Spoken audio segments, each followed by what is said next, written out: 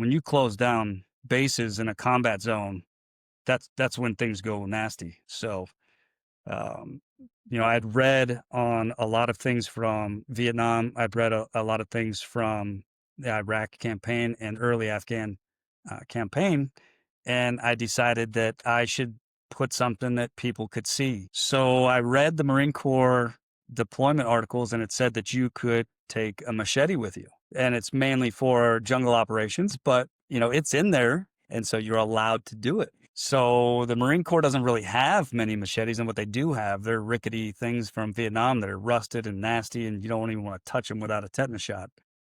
So I bought my own, and there was a company, I won't use any names, but they make a machete that looks like a Roman gladius. And I found some old mounts from a World War II store, and I mounted it to the back of my flak jacket. So as I would walk around, you would see a Roman gladius handle over my shoulder. And the importance of that was a historical importance. In the Arab nations, the only person that carried around a sword was the executioner. And so he would carry out whatever um, the punishment was. Most of the time it was for theft. So the sword would come out to cut people's hands off to stop them from stealing. So if you saw somebody with a hand that was removed at the wrist, that was like the dishonor that you were a thief. If you had both of your hands removed, then you were the lowest form of theft because now you can't feed yourself because of your wicked ways. My thought process was if I had this on my back, people would see that and they would say, "Oh, leave that guy alone."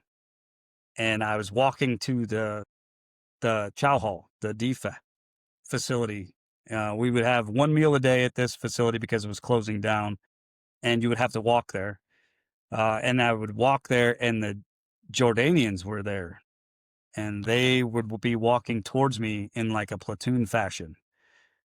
And you could instantly see that they were interested in what I was doing.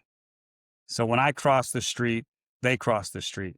But when I got closer and they could see the handle of the blade over my shoulder, they crossed to the other side of the street and then turned their entire platoon around and walked away from the chow hall. And then it became known on the base that there was an executioner in the Marine Corps, and he's the one with the sword. So I kept that on the entire deployment, and I made a lot of impressions upon people. But there was a lot of situations we went into. If I went into the room and there was other nationalities there that were aggressive or they wanted something for nothing, and it was a problem in communication, all I would have to do is walk in.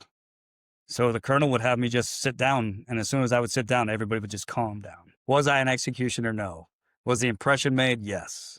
And if that was my my little footprint that I was going to make on that campaign, it was worth it because it would calm people down and they would instantly come to the table to talk.